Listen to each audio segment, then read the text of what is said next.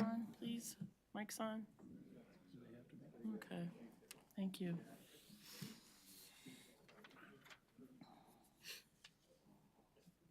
Yeah, there's something going on 131. Parts of it are closed. Where? Well, it's 14-minute delay, it says. Oh, yeah. Oh, I just came up from there. It is 6:30, and I am calling the Plainfield Township Planning Commission to order. First on the order is approval of the agenda. Are there any additions or changes? Peter? There are no changes or additions tonight. Elizabeth, do you have anything to add or subtract? No? Anyone up here? I'll take a motion to accept the agenda. I'll move. Thank you. I have a motion. I need support. Support. I heard Robin first, because that's my good ear. Okay. All those in favor, please signify by saying aye. Aye. All those opposed, same sign. Okay, great, thank you. We have our agenda set. Next is the consent agenda, which includes approval of the 2024 Planning Commission meeting dates. Pointing out that, of course, in December, we are the second Tuesday of the month, and in November, we've changed it because of Election Day. So just be aware of that when you put those in your calendar. And next, also on the agenda, is approval of the November 28, 2023 Planning Commission meeting minutes. If you have any minor changes, be certain to hand them over to staff. I'll take a motion at this time. So move. Was that you, Robin? Yes. Thank you. I need support. Support. Thank you. I got Brian here. All those in favor, please signify by saying aye. Aye. All those opposed, same sign. Okay, great. Thank you very much. Next is public comments in general, not regarding the project tonight, but public comments in general. The PUD rezone will have its own public hearing, but if anybody wants any comments as to what's going on in the township, now's your time to do it. Come on up to the podium, and we'd love to hear from you. Okay, I'll close that portion of it. Next are the agenda items, and number one tonight is the PUD rezone public hearing. Brian, would you read that application, please? Yes. Project name is Plainfield Place, PUD. Am I pronouncing that correctly? I hope so. Applicant is Mr. Brandon Visser on behalf of STC Investments, LLC. Project address 4875 Plainfield Place Northeast. Permanent parcel number is 4110 26 177 016. Size of site 5.55 acres. Zoning current is R1B residential. Zoning proposed is PUD planned unit development. Action requested of the Planning Commission to forward a favorable recommendation to the Township Board for the rezoning of the subject property from R1 residential to R3 residential, and then immediately to PUD planned unit development. Okay, thank you. Anyone from the developer here? Come on up, tell us what's going on. Sure. I'm sorry, your name is? Brandon Visser.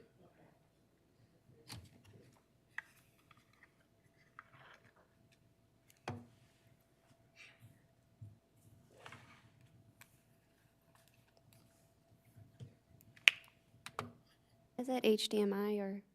Yeah.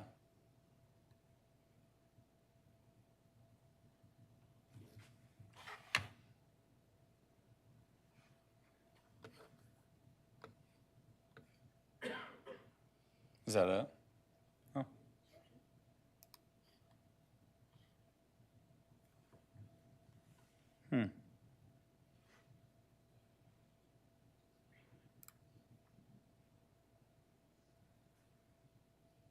Oh. All right. So my name is Brandon Visser. I'm here representing the development team. We met with you back in September to kind of discuss where this plan is currently and kind of some of our plan updates from past renditions. We got some good feedback from all of you, which was very helpful. And since then, we've met with staff again and at the Township, got some feedback from them, and then as of this month, held a neighborhood meeting, 200-plus invitees, and around 20, 25 people showed up, so we had some good open discussion for an hour and a half. I kind of went through a similar presentation so that they could get a full scope of the project and felt free to ask questions as they had. So that went, I think, pretty well as far as the discussion went, and had people all over the place as far as what their thoughts were, but a lot of people talked to afterwards and seemed to be in good spirits, at least about the project idea. Kind of a refresher, we went through a similar kind of video last time, but this is the site up on the hill here on Palenque at the end of the cul-de-sac next to the Beltline and the office. There's some office use along the Beltline there with access, and then the cul-de-sac of Palenque. Kind of looking southbound from up in the air, you got the North Wood Hills condos in the background there with quite a bit of trees still between. And then kind of like what I pointed out last meeting was just the kind of overall isolation or seclusion of this site and where we're building on this site at the top of the hill. Much of this project was geared towards maintaining as much tree preservation as we can. Obviously, we lost a lot of them during that storm, but cleaning up the trees and preserving what is there. There's still a lot of nice wooded property there. The curved driveway going up to the top would be really similar to how it is now, and we'll kind of talk about that. And then the existing church building, 60s, 70s build, and it is a part of our plan to rehabilitate that building and repurpose it. And then, just a little bit more of an aerial shot. Touch briefly on the current zoning. So it's currently zoned R1B. There's 3 different other zoning districts around there. There's a PUD with some R4 and some office, and then obviously the rest of the residential to the west and a little bit to the north. So that has kind of been our cue of, hey, this property could be a transitional property with some different zoning around there, but it also is a unique space because it is limited just based on the topography of the site and the size, overall acreage of the site, that it's kind of a special piece among the other residential uses in that little area. This is a future land use map from Plainfield's master plan. I understand that that's getting relooked at to do some updates, but from what we've been working off of and what the history of this parcel is, that was zoned or future land use map designated for commercial office.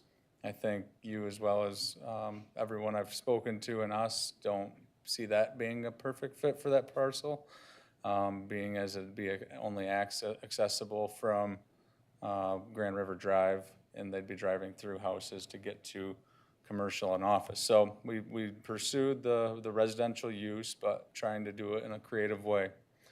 So this is our updated site plan, at least a snapshot of it.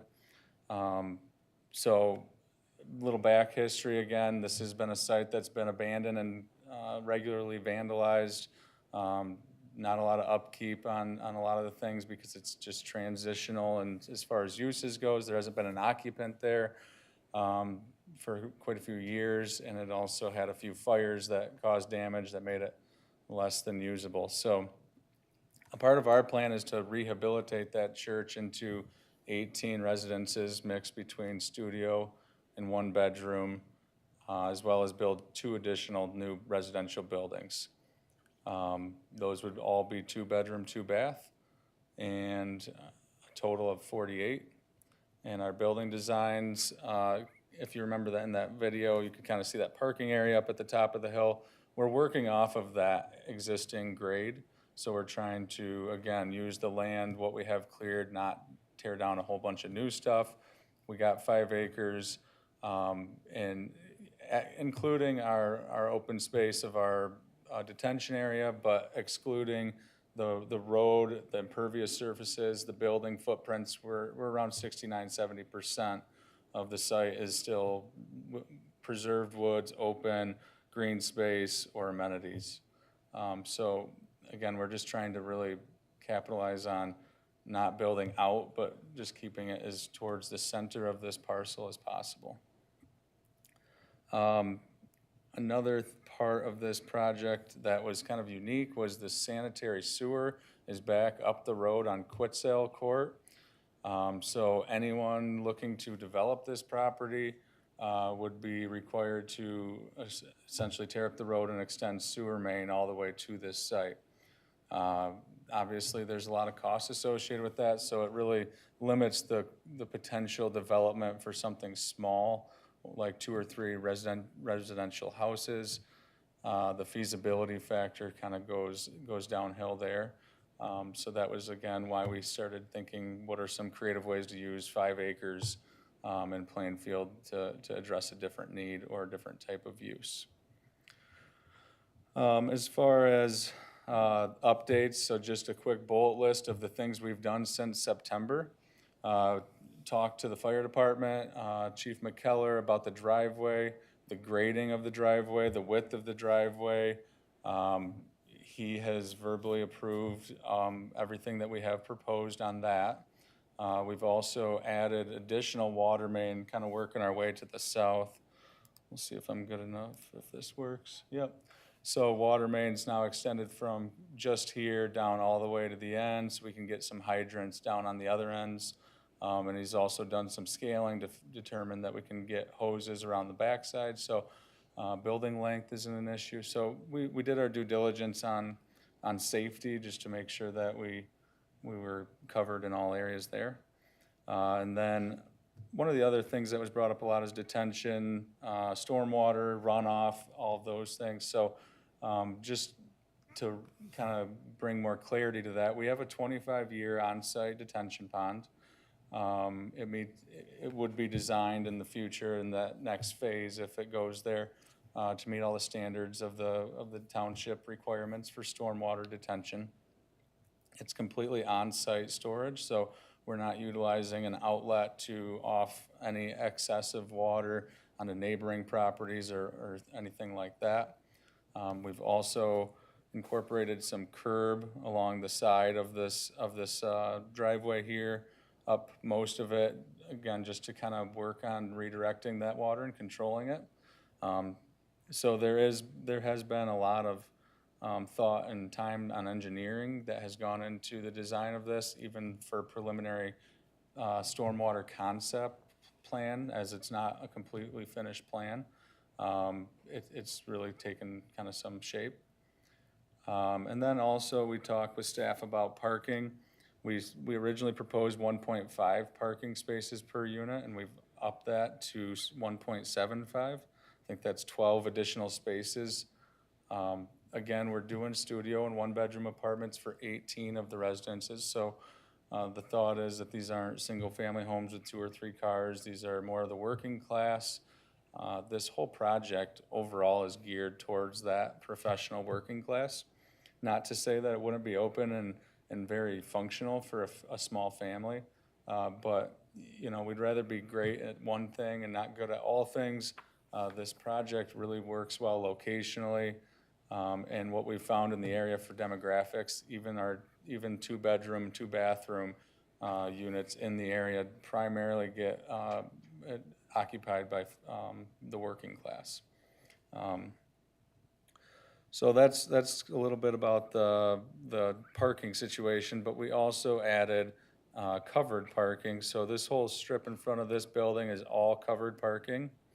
And then again, in front of this building, there's 1 spot per residence for covered parking, and some auxiliary garages, which would be full-fledged overhead door garages. I think there's 10 of those in total. So there's just a little bit of variety, but we limited our kind of infrastructure for building up more buildings to try to mitigate again, the visual impact for that western property there. There's some houses to the northwest, just trying to be respectful of our setbacks and not ask for any leniencies on setbacks by building over the setback line.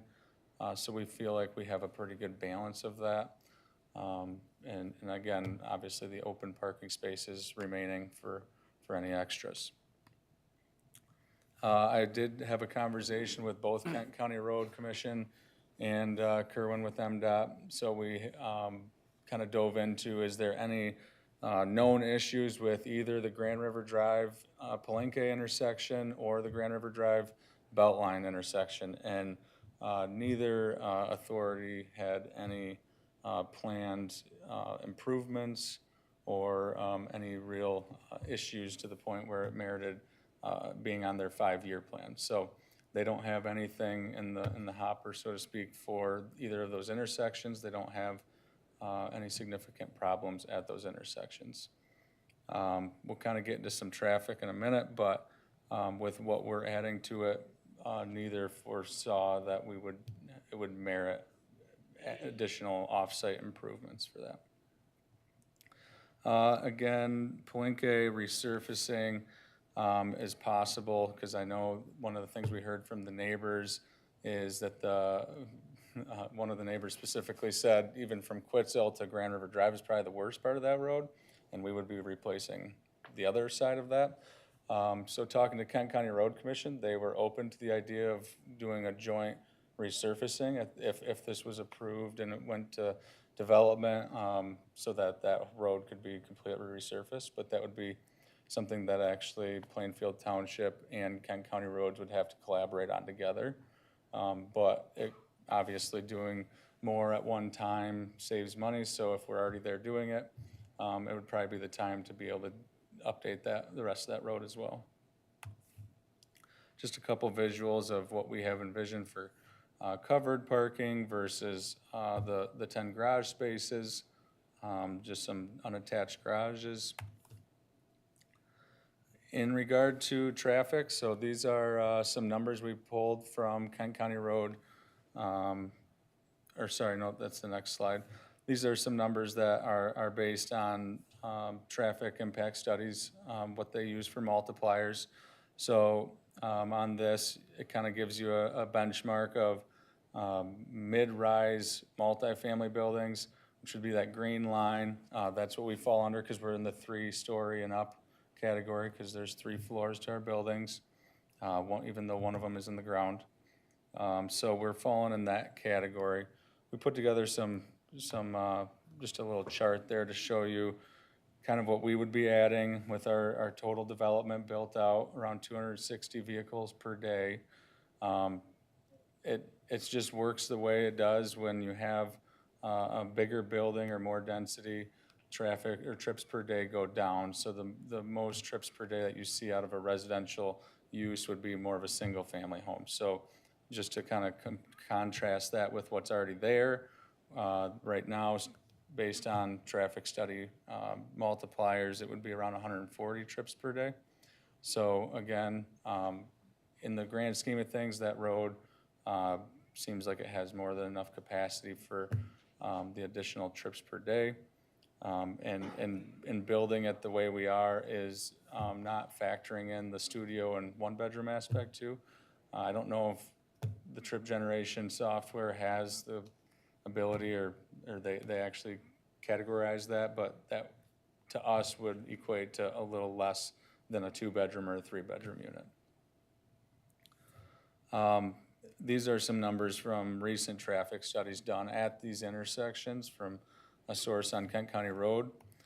So you can see they have trips per day in the year it was done. So they were all, 2 of them were in 2023, and the one on the Beltline was from 2018, but probably a little higher now.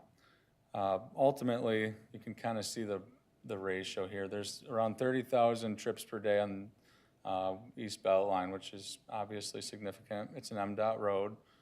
Made to handle that. And on the east side of Grand River, of the Beltline, Grand River Drive is putting out around 3,000 to it looks like to the right further is a 2-year newer study that was around 3,400.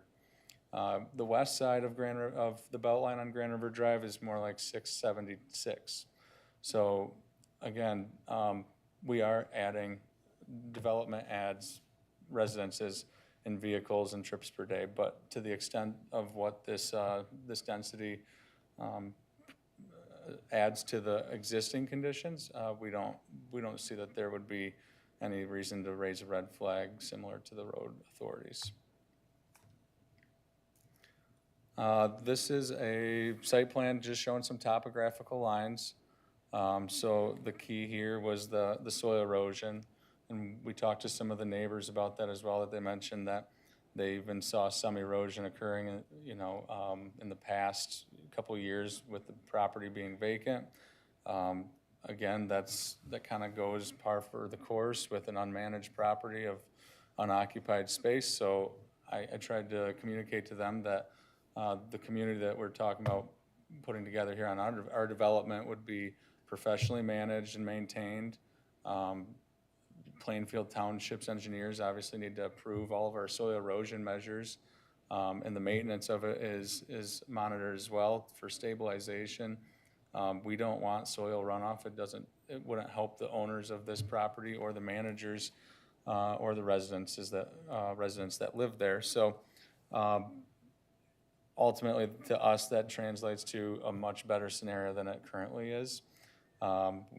We could do a lot better job if we took the whole site, evaluated it like we did, and then implement our own measures on top of just kind of managing and band-aiding what's already there. And we already talked about the stormwater pond, the curb. So just kind of circling back to the church building itself, revitalizing this building is probably at least the most exciting part for me personally. I don't get the opportunity that often to find a building that has the ability to be revitalized and renovated into something. Typically, it's bulldoze everything over and start new. But just being frugal with the resources that we have on site, we walked an architect through there and came up with some really good conceptual floor plans that work within the space that's already there, utilizing kind of the roof lines and the ceilings. So I kind of showed you this last time, but the upstairs level with that tall ceiling has kind of a loft feature to a bedroom. So they have some balconies, just some really nice creative units, and not one residence would be really identical to another. They'd all kind of have some character. We'd be adding a lot of safety measures, fire suppression, new windows, new roof, and all those kind of things, and really making the building look nice and fitting with the new elements in the development. But that's just something that I think personally I'm excited about having that part of the project. And then obviously the other two buildings that we would build would be brand new, but maintaining kind of that residential 2-story appearance, trying to make sure it works in with the surrounding area so it looks and feels like that house style. It's not over modernized or over commercialized or industrialized. So having kind of soft features and then tying that in with the amenities on site as well. If interested, we could circle back to this later, but just some general unit sizes, rent rates, we're kind of falling in that 300 to 500 for studio, 500 to 600 square foot for 1 bedrooms, and 950 to 1,000, just over 1,000 for 2 bedrooms. And those are ranging from like 1,000 to 1,900 per month. So they're nicer stuff. People always throw out the term subsidized housing or fearful of what the quality of the development is, and this is geared towards a working class, a good quality residence kind of scenario. Offering the amenities that we have, just kind of trying to utilize and make best of the stuff that we have on site, which is our outdoor, the woods, the features, and the top or the treescape that we have. So doing and gearing more amenities towards using the space outside to enjoy that. Some cornhole areas, We're proposing a pickleball court and all of that working in onto that 5-acre site. So thanks for taking the time to listen. I know it was a lot of information, but yeah, we've taken a lot of time to really consider what everybody's had to say as far as input goes, but we wouldn't be up here advocating for a neighborhood that we didn't think would be a good fit or that we could do a really good job on. So this is kind of where the project's come to date. Thanks. I'll turn it over to staff. Elizabeth, I think this is what you're working on?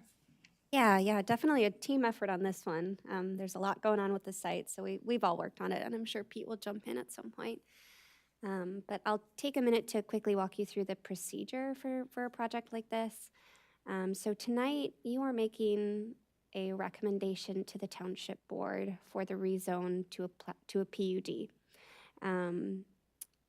Or you can table the decision to make a recommendation until the February Planning Commission meeting.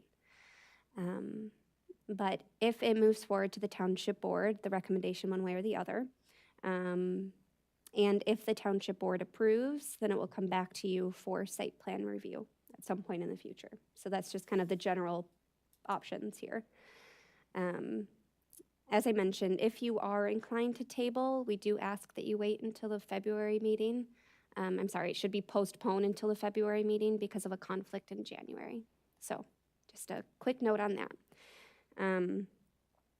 So the current zoning on the site is R1B residential, which is kind of your typical neighborhood zoning. The applicants are asking for a PUD rezone, but to achieve the desired density, they need to first rezone to the apartment zoning district that we have in the township. So that's why you see kind of the double rezone going on there. So procedurally, you'll need to make a recommendation for both of those items if you want to make a recommendation tonight. So from staff's point of view, the project does help fulfill kind of this housing need that we've heard again and again in the township and in the greater county area. It does reuse a vacant and blighted building. So those are kind of the factors that we feel are appropriate for a PUD. But the challenge with this site is stormwater. There are a lot of issues with stormwater on the site just due to topography. And given this point in the project, we don't typically require full stormwater details yet from applicants. That typically comes at that site plan review. But you are more than welcome to table if you feel like you need to see those details in order to make a recommendation tonight. Another issue is the master plan. As Brandon mentioned, it is commercial office, which we all agree is not a good fit. And we are going through the process of updating that on this parcel and a lot of others in the township.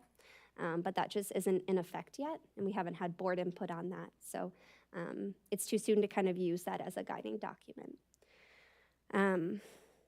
Another issue I'll touch on quickly is the sewer connections. Like Brandon mentioned, they're running the sewer up to the project, which is great. Public utilities are great. Just a heads up that we do have a township ordinance that requires anyone currently on septic that's within connection distance of that sewer to connect within 10 years. So there are a few homes on Palanque, that will be required to connect within that 10 years. We did put a few details in the ordinance to amend that we think will help this project in its longevity and in its contributions to the township, specifically putting that open space into a permanent conservation easement that limits tree clearing and other things that can be done with the property to kind of, help promote that natural environment. And we also put in there some safeguards with building design. You'll be able to review those at site plan review and have input on those. So we kind of just wanted to lay some information out for you tonight, hold the public hearing, see what your thoughts are. If you have questions for staff, we're happy to answer them. We've drafted 3 motions for your consideration, a favorable recommendation, a recommendation for denial, and then the recommendation for postponement. So, do you have anything to add, Pete? I have nothing to add. That was well stated. Thank you. All right, well, this is a public hearing. I'm going to open it up at this time. Please wait to be recognized by myself. If you have a comment, come on up to the podium. Make certain you use a microphone and tell us your name, your address, and your comment. I do have a 3-minute limit on comments, and I have a limit on comeback comments because we don't want to have too many repeats and constants. So I will use that if I need it, but I usually don't, so. But a 3-minute limit on your comment and 1 trip to the podium, and we'd love to hear your comments. Anybody? Sure. Somebody has to be first. Recognized. Somebody will. Your name, sir? Richard Craig, 4940 Verner, Northeast. Microphone so we can all hear you. How close do I need to get? I own the property to the west. The entire west boundary of his property is my property there. It's 5 acres. It's my primary residence. I have a couple questions. I don't see in the zoning ordinance anything about the setback required for parking. It's 4.8 feet from my property line and 7.5 feet, which seems awfully close. So I don't know if I can ask a question and get an answer. Okay, all right. But what's happening is staff is indeed taking note of what's being said, and they are very accessible. You can get to them during the day, too. Talk to them. I compliment their efforts to revitalize that old building, but when I look at what the new building is going to look like, they're completely different than the other building. There's a whole different character. When you go on that site, it seems to me that because of the slopes on that property, that everything's been jammed together on the top of the hill. And you're going to see 200 feet of parking canopies for cars. And then you're going to see a building behind that. You're going to see another building that has been remodeled and different looking than all the others. And it just seems to be kind of a hodgepodge in terms of design. And maybe nobody cares because I'm probably, and my neighbor, are the only ones who are going to ever see this because my second floor is pretty much level with their first floor on this property. I'm about 60 feet away from the corner of that property there where my house is. I think the rest of the comments probably will get addressed. There's things I don't see in the plan which probably will be addressed when the time comes for site plan approval. But I'm really concerned with the way this is going to look. When I see that the rendering or the picture they had of the proposed buildings, I'd like, is there any, here's my comment, I guess, is there any requirements for materials in this? I mean, Grand Haven has tremendous amount of requirements for materials. I don't know if Plainfield Township has, but from the looks of it, it looks like cheap stone, it looks like vinyl siding. And like I say, no one else is going to see it but my neighbor and I, but it's a concern to me. So, thank you. Appreciate your time. Anyone else? Comments? Come on up, sir.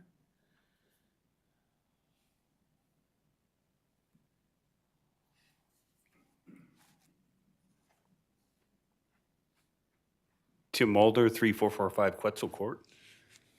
So I think you recognize me. I've been here a couple times talking. Pardon? You are a familiar face. So I sent a letter to the planning department.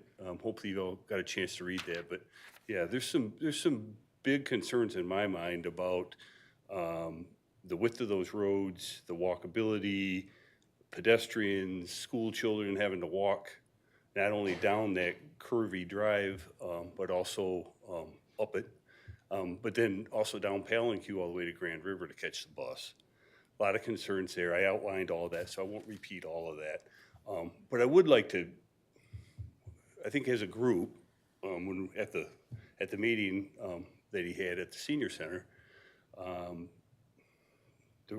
no one was jumping up and down. No one was overjoyed. But we all questioned those traffic numbers.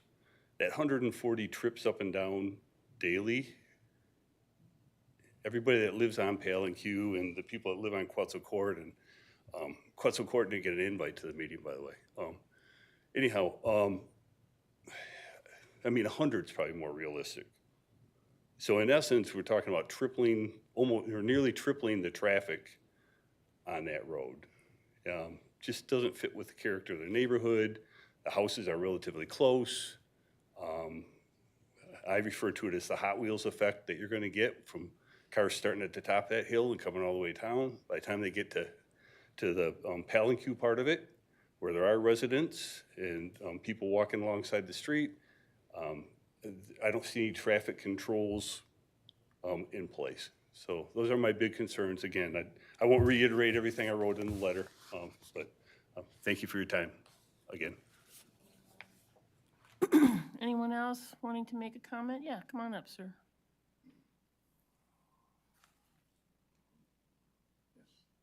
Excuse me.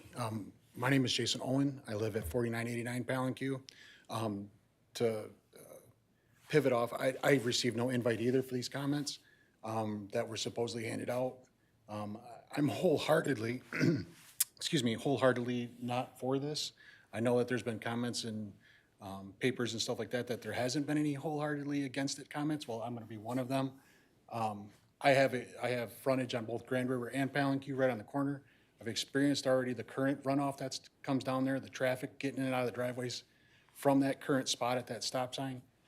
I'm just absolutely think that there is going to be a huge problem that I think needs to be addressed, at the very least a denial, if not a delay of this project. Thank you. Anyone else? Yes, ma'am. Come on up.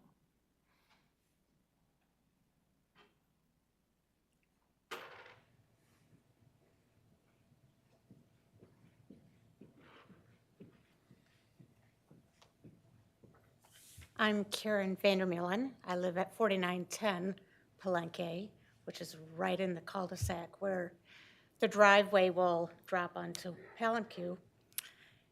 And a couple things that I want to correct is it was presented that the sand that comes down from the property that ends up at the bottom at Grand River and Palanque is a recent phenomena because the property is not maintained. And having lived there for 35 years, it's always been a problem. So that is not something as a result of a unmaintained property. The other thing is that the grade of the drive is concerning, especially in the wintertime. Again, even when the church was there, and they did maintain a good snow plowing and salting of the property, there are some times that they had, the congregation had to park at the bottom because they couldn't make it up the hill because it was icy. Other times, it was kind of like the Hot Wheels, and they literally bottom out at the bottom of the hill as they hit the cul-de-sac there at the end of Palenque. And then lastly, the density. That is just a lot of traffic for a street that does not have any lighting, which we love, quite honestly, because it's nice, but also no sidewalks. So again, to add to the comments about school children who are going to be walking to Grand River with no sidewalks and all that traffic. My husband and I, Chuck, we are totally against this project, and we ask that you deny the request. Thank you. Else? Yeah, come on up.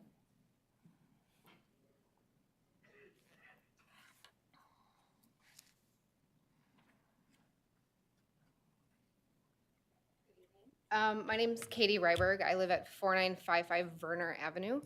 My main concern is a mom of 2 kids. The busing is a big deal. We actually just had an issue with the local busing trying to switch it to Plainfield because there's kids off of Archer Drive. So I'm concerned the traffic is a big deal with no sidewalks, no lighting whatsoever off of Grand River Drive being a main concern. Also, with there being 38 to 48 units. The number of people living there, aside from the fire department requirements, also what would the EMS requirements be for emergency medical services that would need to access that road? That concerns me as well, if there should ever be an emergency. And then for the runoff that other people have mirrored, we also actually have had runoff since we've lived on our property for the last 5 years, and we've actually done our own mitigation to try to prevent further runoff to the neighbors. So can't imagine what it is up on the hill.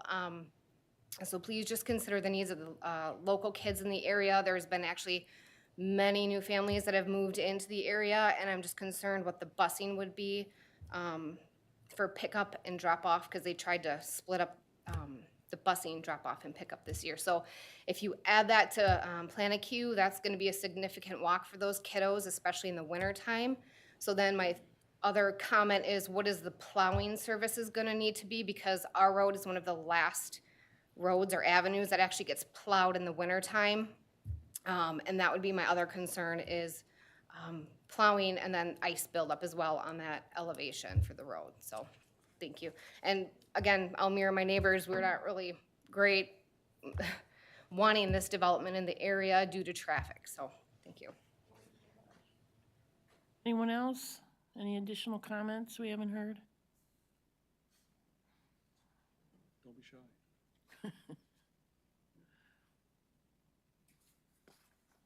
Sometimes I close it too soon, but I think everybody's all set. What's that way? All right, I'm going to close the public hearing portion, turn it over to us up here, and I'll start with Jack, thank you. God. I know, I did, the It's Sioux the- Coast I'm- kind of dazzles you, and I'm you just blinded by it. you I just just can't- forgot your name. can't function, I understand. I have a question for you, Peter. We received in our box a letter from Chuck and Karen, and I know Vandermeulen, and I know she spoke tonight. There was a section of their letter said, the proposed project does not meet the R3 residential requirement. You read that? Yep, Is I that did. correct? Yep. And then there's some detail on it. Could you comment on that? And I realize the R3 it will be R3 for 30 seconds or so, but could you comment on that part of the letter? Yeah, the intent is for the density, that's why. The PUD ordinance is geared, so we have to rezone to a density that's appropriate for the PUD. That's why that's there. There's really no intent for them to meet the setback requirements for the R3. It's essentially a transition. The PUD gives us the flexibility to work with the site more readily. If this were R3, the setbacks would be dramatically different, the layout would be dramatically different. But that's not the direction we gave the applicant to go with. So that the intent of the R3 is not a factor here? Primarily, no. It was primarily the density to rezone to PUD. When we reconstructed the PUD ordinance, we wanted it based on double rezonings essentially back in the day. It's no secret there's a number of problems with this development, and you all have done well in stating them. I'm concerned about stormwater. I know that site plan review will take a lot of that. I was talking to Peter about that last night. But more specifics on that are important to me. The traffic is what it is.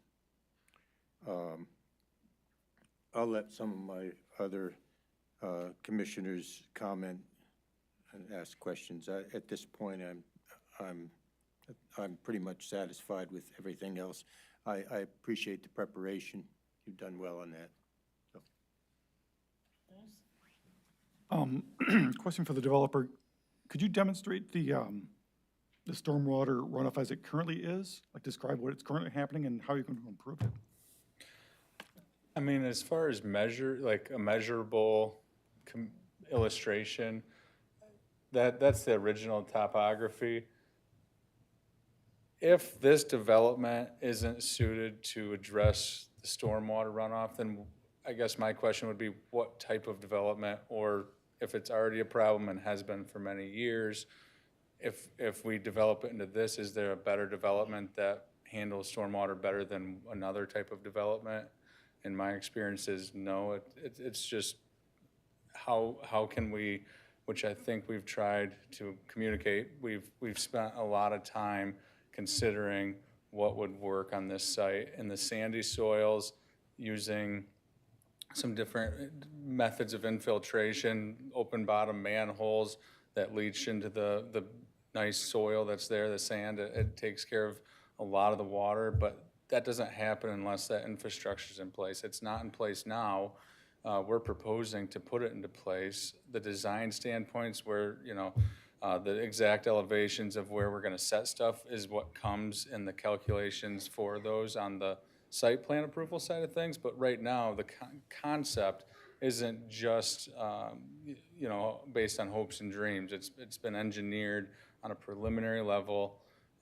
It has, it's been seen by Plainfield engineer, and he's given us feedback on it more than one time. So it's gone back and forth to the standpoint where our engineer is more than confident that we're addressing the stormwater, and we don't have anything to say that we're not, at least on a measurable basis. So taking something that's not working, making it into something that works, that's our main objective. Okay, and the proposed plan lists as being a detention pond, but it's actually a retention pond? I think he has it put on there as detention. So it's a detention pond. Okay, so there's no emergency overflow, any direction? Without having the final calculations of what we're actually going to be losing and on the way to it and handling on our site, I think he said that there's no overflow going into like a spillway into other properties. If anything, the emergency overflow would be onto the road to just utilize what the stormwater management that the road Palenque is already using, which is just gravity down to Grand River Drive. Okay. I don't see that happening, but that's you gotta plan for the absolute furthest, most far-fetched instances. So That's all I had. Thank you. Yeah, along those lines, it looks like you have 9 catchments going into the proposed stormwater drainage system. Let's call it approximately 9. Those seem to be, and I'm asking a question here, those seem to be in areas that would most likely be catching the most rain runoff before it can get to the soil and start erosion. Is that your proposition? 100%. So it's all grading the impervious surfaces to facilitate and direct and control what's landing on our site. What lands in the woods is managed naturally. Now, what we would like to do is assess all of the current vegetation and add some as needed, whether it's planting more trees, putting down some permanent sediment controls that need to be in place on the hillside. Those are all things that we're, diving into on the final plans to say, what can we do to check every box, not just for what we have to, but what we can do to make this site work. Again, if it's not working now, it's not going to start working all of a sudden. So we want to be the tool or the means that give the township the ability to help give input and fix the problem. So the size of the detention area is proposed based on further investigation, so it could grow, probably not shrink, but it could grow. Is that correct? Yeah, so there's a means to that. My engineer was homesick with COVID today. Otherwise, he would have been here to give you some specifics. But they pull their numbers from the same place across all areas. I don't know if it's a Grand Rapid or a Grand River district or something along those lines.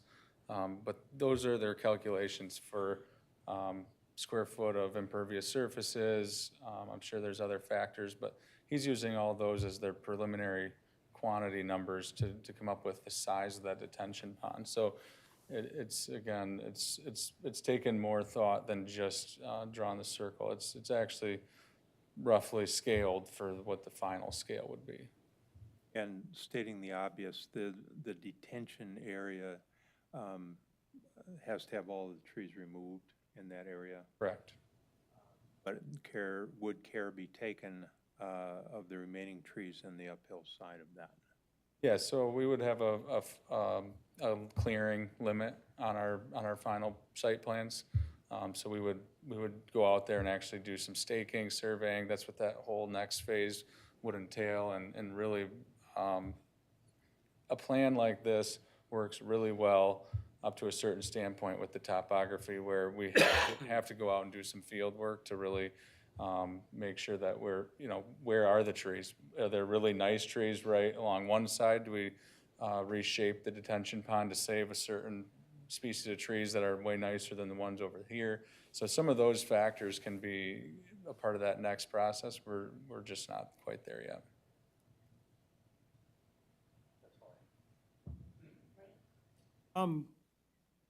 You have 1.75 parking spots now that's up. What if that's too few? If all of a sudden there's more cars than you thought, where would they park? Is there an ability to expand the parking lot in the future? What we would probably do is put some deferred parking, but we haven't done that yet. Based on just our unit mix and the demographics, we've seen it justified with what we have. If we needed some more, I think there could be. It would just be something we'd have to talk to staff about, with possibly expanding some parking if need be. Again, something we could probably look into, maybe adding some deferred parking on our next version, because kind of to reiterate, we're really talking about the rezoning of the parcel, or the use. Is this an appropriate use?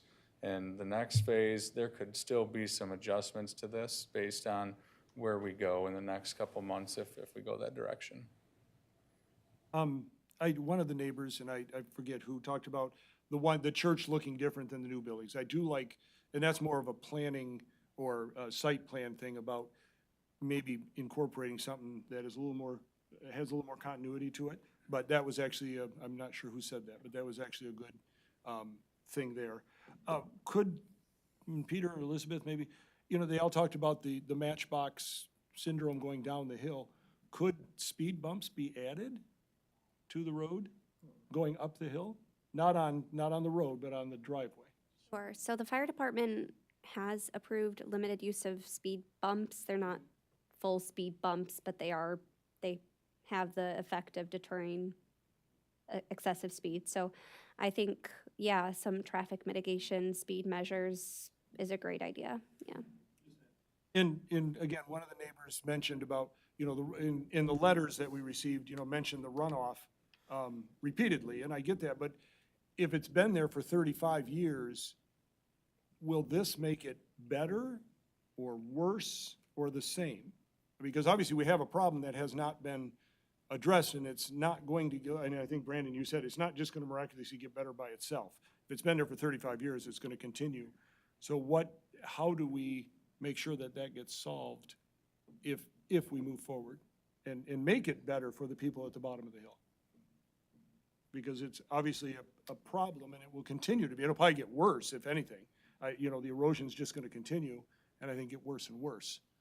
And all the trees falling down probably didn't help a couple months ago. I think that's all I have. Nancy? This group has already covered a lot, so I'll try not to repeat anything that has already been covered. But I just looking at this site plan, I can't remember if some of these features were on the original version we saw a couple months ago, but I think along the drive there, it's listed out as like a 6-foot bike pedestrian path. Will that be like lined and actually like a safe zone, or is that just it's a slightly wider than normal driveway. The space is allocated, so we can kind of expand on that again, kind of on our next plan, but right now it's drawn as 6 foot. We could paint the whole thing, whether or not it's one line or the entire section of 6 feet. My engineer said that that's been done before as well, just to really define where the vehicle traffic lines are. But the pedestrian walking, and kids are probably the biggest concern, right? So I did actually have a conversation with Northview School District and their busing department. They said, all in all, they don't have any hangups or issues coming to the end of the cul-de-sac. Obviously, they didn't go out there and do a site survey, but their intent was to get to the end of that cul-de-sac. And I asked them if they could get up to the top, because I've seen it in other developments or condos or apartment communities where they actually go into the development.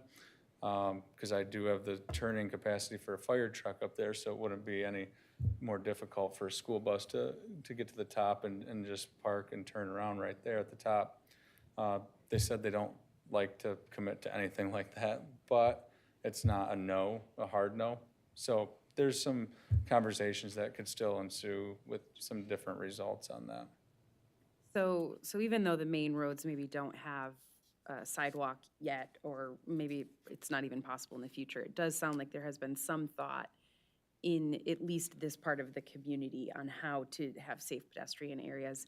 The other area here, I think on the outside now, I can't remember if this was there before, but it looks like there's a trail that's been added, and that's kind of enclosed in the within the property itself too. But I'm curious if that can also integrate into some of these other walkable areas in an extra view. So I like seeing that. I like seeing that there's been some thought to how people move around the space outside of just the cars. So yeah, just wanted to, like I said, I don't remember if that was on the last plan, but I like seeing it here. So thanks.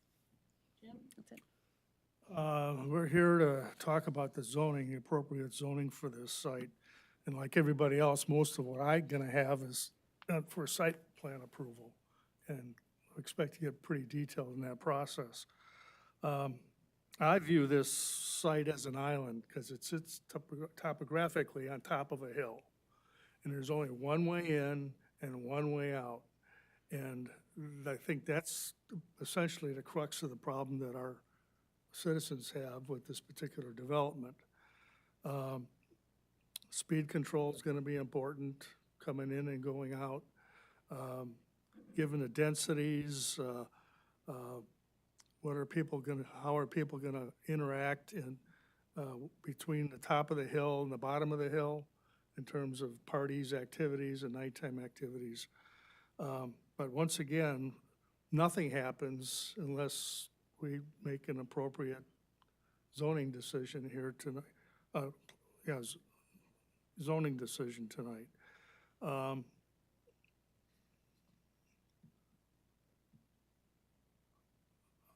I think I would be opposed, because you're not, if we don't change the zoning, nothing's gonna happen with this site. If not this development, then what? And, you know, Visser and others have looked at this site over the years. I think I've seen presentations since I've been on the planning commission, at least once, maybe twice before, dealing with this site and how to improve it and bring it back into the community, so to speak. So, with that said, I'm not going to make any more comments on the site plan issues, and we'll move on with making a decision on the appropriate zoning for this site.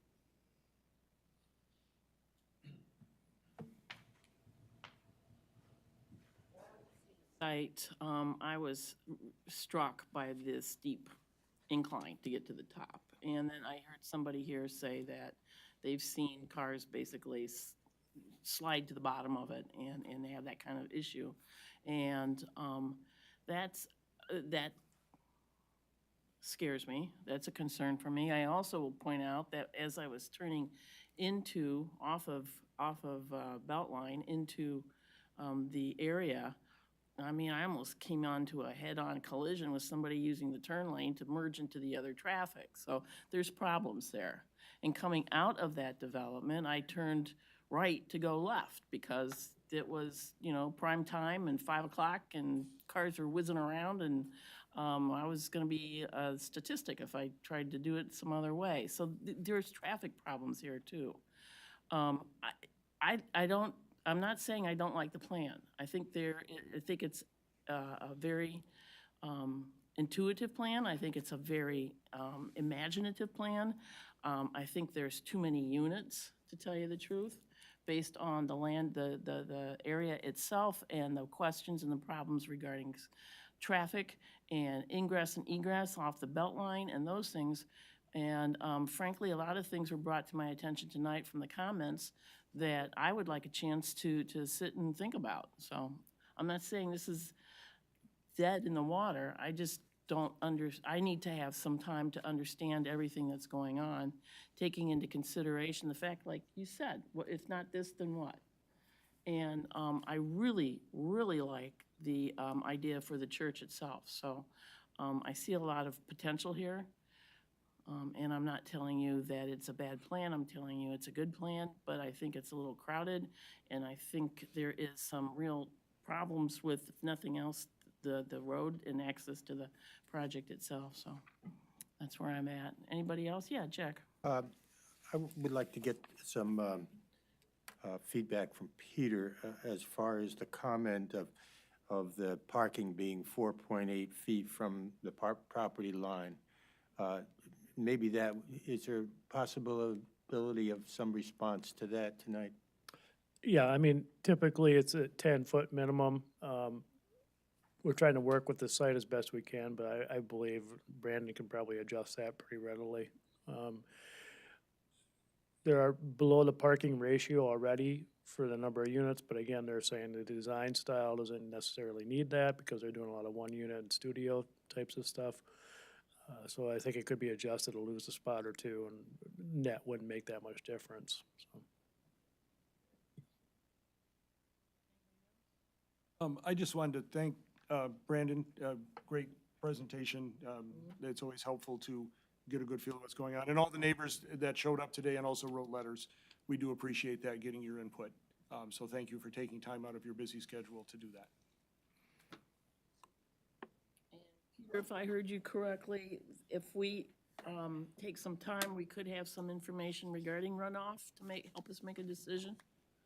Yeah, it's entirely possible we can get additional information for you if you're inclined to postpone this. We had to work with the applicant and the township engineer to get those details for you. And work on it. We can also get some additional information for you on grades and things like that if you wish. Question? Staff, I think I heard during the presentation that they modeled a 25-year event. Do we think 25-year is sufficient? Depends on who you ask, but I would be inclined to push for a little bit more robust design, especially on the steeper grades, especially in terms of controls towards erosion. Granted, they did say that's, I'm not an engineer, but I've done some training in this. It is a lot of sand there. So I'm not less concerned about the detention, retention, but more concerned about the erosion factor.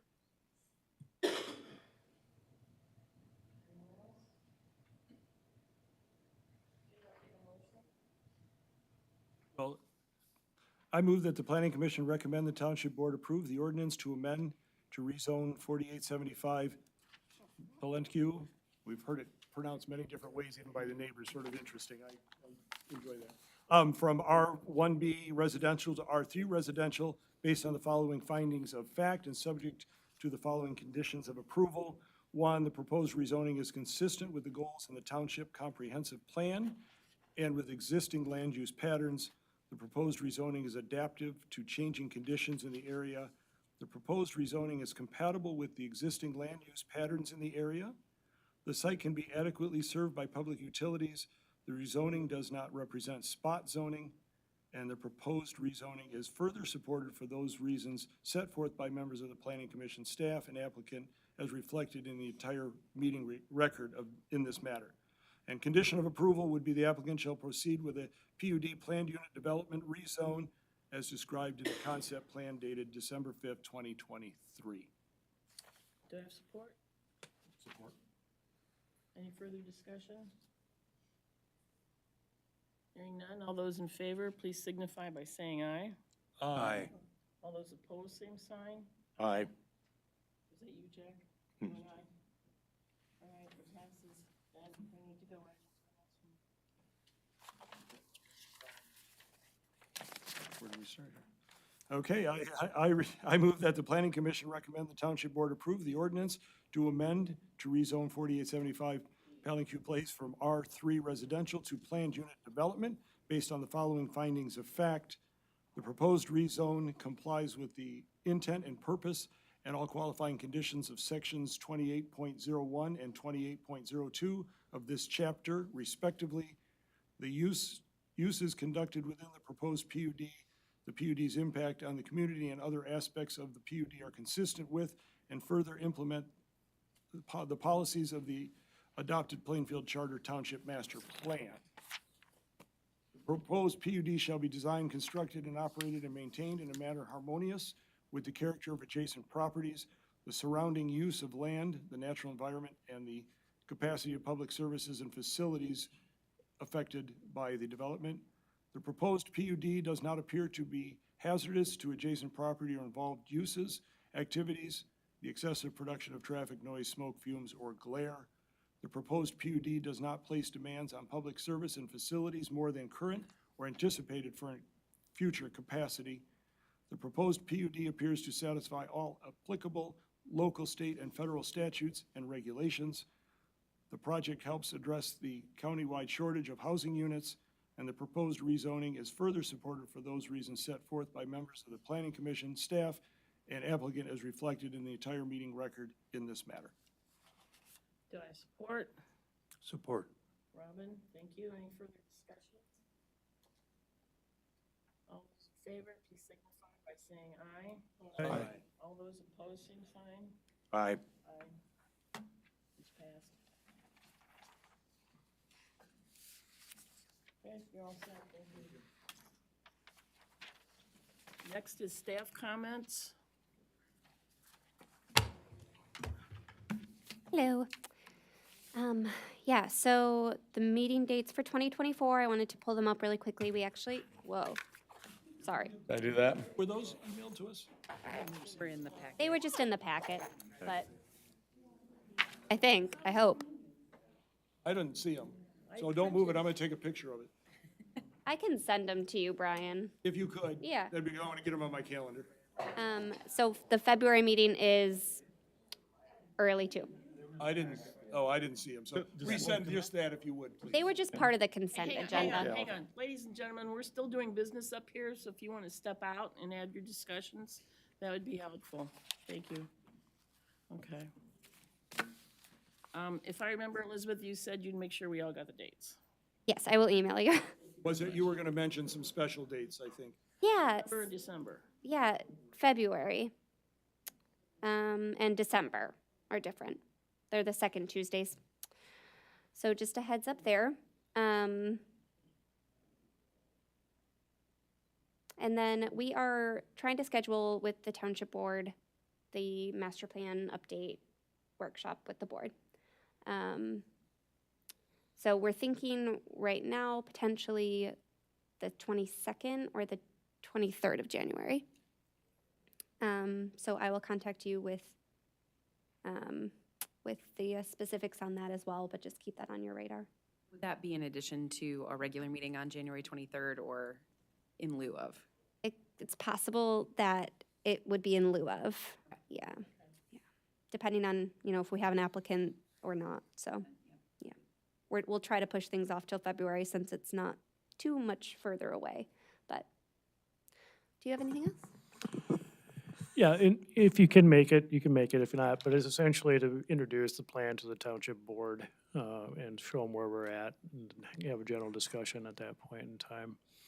I don't know if you mentioned it, but the reason the 13th for February is because of the new election laws, if I recall correctly. So we're locked out of this boardroom at the end of the month and nobody can go in or they'll be shot, so. But beyond that, that's all I have. I don't think we have anything else. The agendas look light for January so far, which is not unusual, so, there we go. Planning Commission comments, any comments? Jack? Dennis? Robin? Brian? No. Nancy? Nope. Jim? Nothing here. I have nothing. Adjournment, I can do that. We're adjourned. All right.